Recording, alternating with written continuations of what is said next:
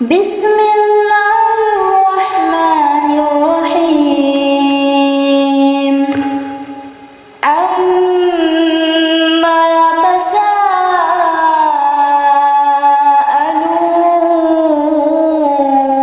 يتساءلون عن النبأ العظيم الذي هم فيه مختلفون كلا سيعلمون ثم كلا سيعلمون ألم نجعل الأرض مهادا والجبال أوتادا وخلقناكم أزواجا وجعلنا نومكم سباتا وجعلنا الليل لباسا وجعلنا النهار معاشا وبنينا فوقكم سبعا شدادا وجعلنا سراجا وهاجا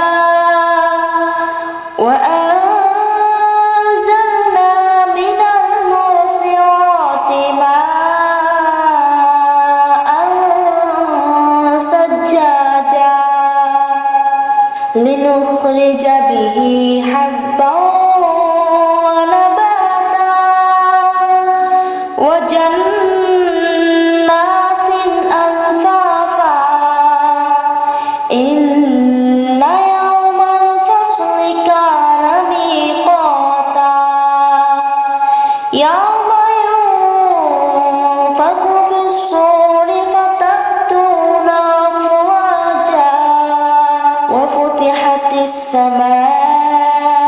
فكانت أبوابا وسيرت الجبال فكانت سرابا إن جهنم كانت مرصادا للطاغين مآبا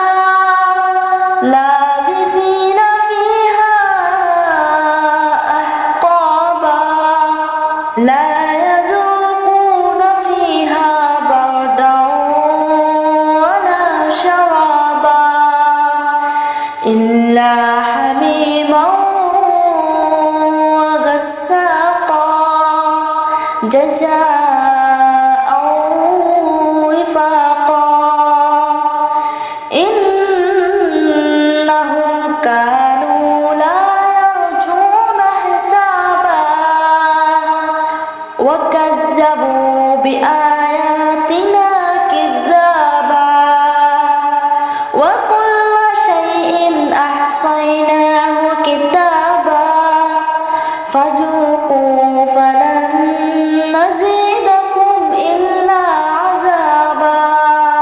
إن للمتقين مفازا حدائق وأعنابا وكواعب أترابا وكأسا دهاقا لا يسمعون فيها لغوا ولا كذابا جزاء من ربك عطاء حسابا رب السماوات والأرض وما بينهما الرحمن لا يملكون منه خطابا يوم يقوم الروح والملائكة صفا لا يتكلمون إلا من أذن له الرحمن وقال صوابا ذلك اليوم الحق فمن